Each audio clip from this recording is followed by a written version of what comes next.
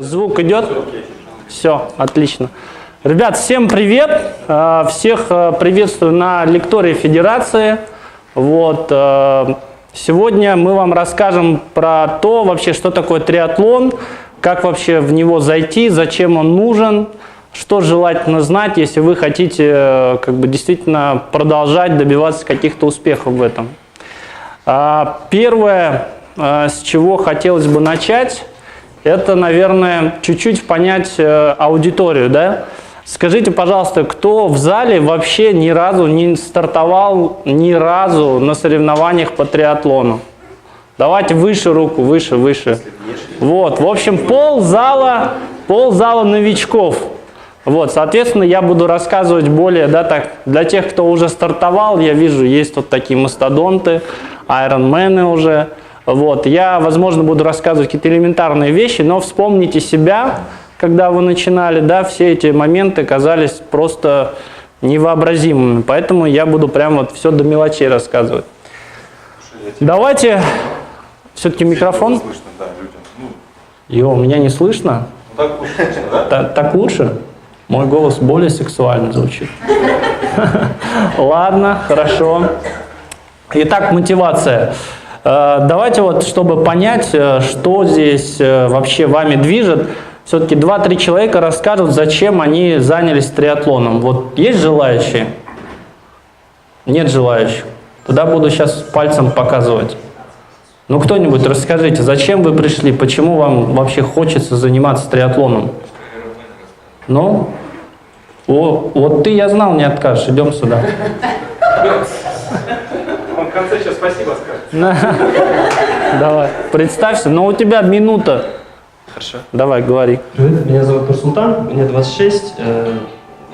Хожу в школу триатлона почти год уже год.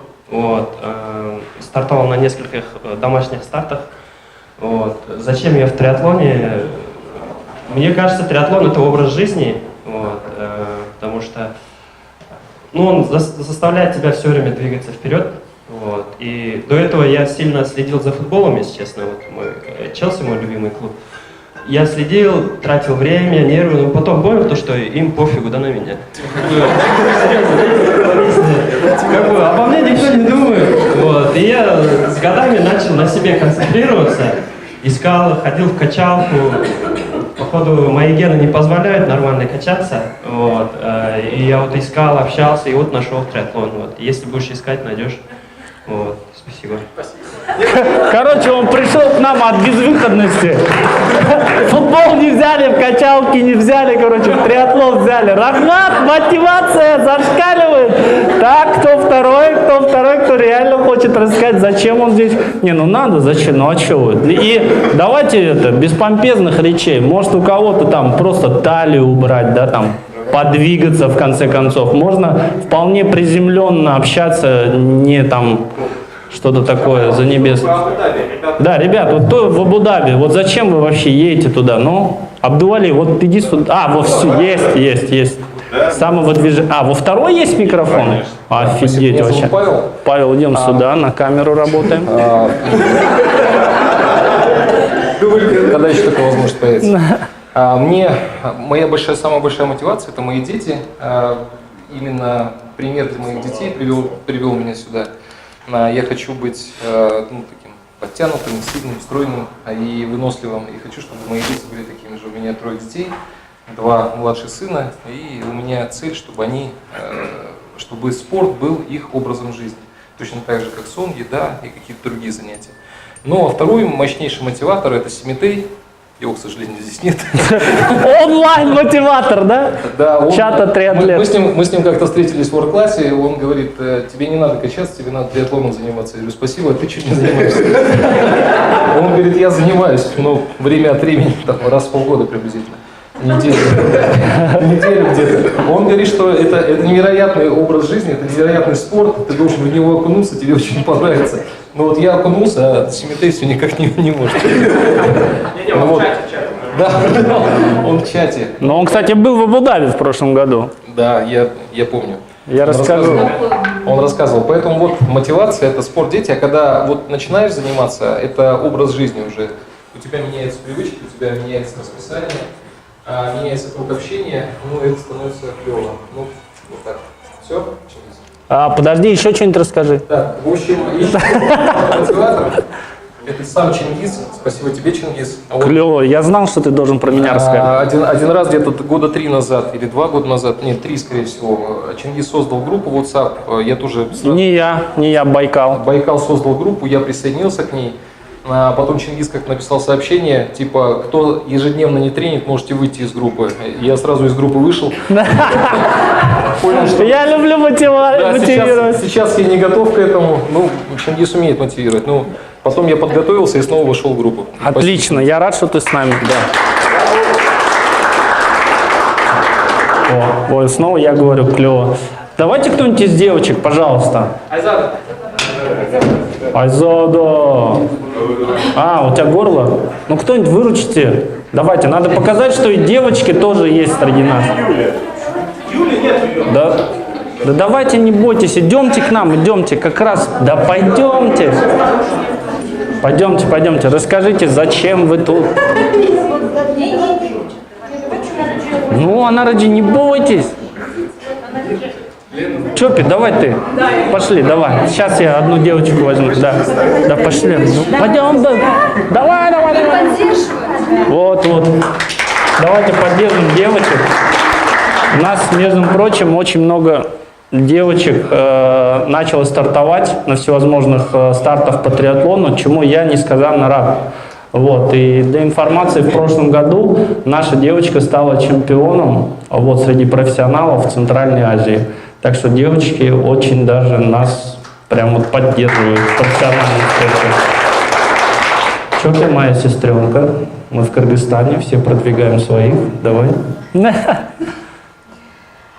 Во-первых, мотивация, наверное, была в том, чтобы я всегда люблю заниматься двумя видами спорта.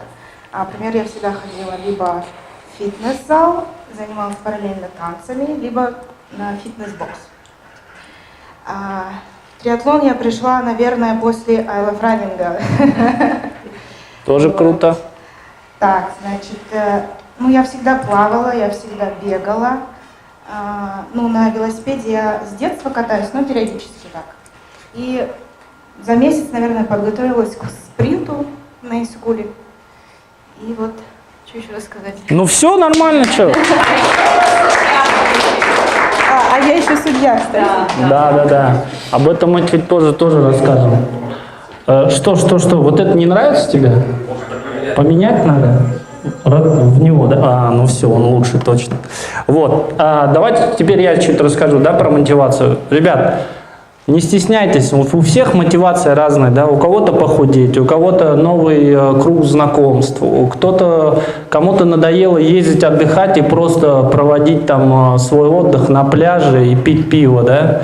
То есть с триатлоном меняется все. Вот моя жена, на самом деле, она уже потихонечку где-то ненавидит триатлон, потому что мы едем отдыхать туда, где есть старт по триатлону. Я там стартану, а потом заслуженно могу 5 дней там отдыхать, валяться. Если там нету старта по триатлону, то, соответственно, мы туда не едем. Поскольку все старты по триатлону проходят обычно вне сезона, то отдыхать там не очень клево, что, конечно, накладывает определенные моменты. Что еще хочу сказать? Мотивация, она очень важна. Причем она может меняться. Вы захотели, например, просто что-то новенькое. Вы втянулись, узнали что-то, и мотивация может поменяться. У вас появились новые друзья, вам захотелось вместе с ними ходить на тренинги. Вот сейчас погода ужасная, но тем не менее я заставил группу Абу-Даби покататься на веле. И ребята уже почувствовали, насколько классно ездить по дорогам вместе в группе, нежели чем толкать станок, да, на педалях. Это все очень сильно мотивирует. На самом деле меня тоже дети мотивировали, да, нужно быть примером. Если ты жирный, пьяный, возвращаешься домой, не стоит удивляться, если потом будешь детей ругать, да, за аналогичные проступки. То есть вы действительно, для меня захотелось стать примером. Дети, они все это видят, что ты пошел на тренировку. Мой сын уже знает, как я пахну, если я пришел после бассейна. Он меня нюхает и говорит: а, ты тренировался в бассейне? Я говорю: да. Он такой: а, ну ладно. Там, если я приду в велоштанах, все, он знает, что я был на велотренировке. Он хочет на велосипед сесть, да? Он бегает там как-то. То есть это воспитывает не только вас, но и ваше окружение. Многие из моего там окружения, моя родная сестра, вот помимо, да, что еще другие, они тоже занялись триатлоном, у всех появились какие-то новые темы для разговора, да. Все это сильно мотивирует, и вам нужно все время себя мотивировать. Бывает такое, что мотивация падает, но мы об этом потом расскажем. Когда вы сделали, казалось бы, в верхнюю точку вот Ironman, и вот у нас есть такие люди, которые потом на полгода вообще уже не хотят триатлоном заниматься. Это нормально. Это нормально, но потом все равно все возвращаются. Теперь я хотел бы позвать Каната, нашего первого айронмена, первого триатлета в стране, вот, ледокола, как его недавно назвали, триатлона. Он меня любит просто. Так, я тебе дам свой, этот Да. плохой какой-то. Да. Вот, он расскажет, что такое гипермотивация и вообще как с ней бороться. Да. Всем привет. Вот, есть такая тема, она классная и ужасная, гипермотивация. Чем она хороша и чем она опасна, хотел бы вам что-то сказать. Ну, гипермотивация обычно бывает на ночь, особенно касается группы по ритму бытия. То есть гипермотивация — это когда вы не хотите сидеть дома, хотите там тренироваться чуть ли не 5 раз в день, соответственно, стать побыстрее триатлетом, достичь всех высот, преодолеть Ironman через полгода, и, соответственно, такие вещи, они очень плохо сказываются на здоровье.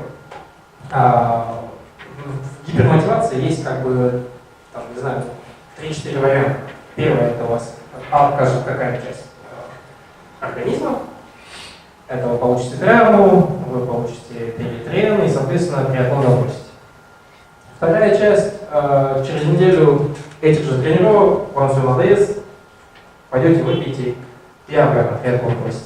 Третий вариант то же самое, единственное, есть четвертое. Если гипермотивацию правильно использовать и умеете пить, то, в принципе, тогда триатлон останется очень надолго и останется как бы смыслом вашей жизни. Единственная просьба, если у вас прям прилад сильно от мотивации, вам хочется все сделать, знайте, что это может сыграть очень злую шутку. Единственное, про это хотел сказать, потому что мы часто сталкиваемся с этим. Ага. Окей. Так, можно? Так, ну мы аплодируем.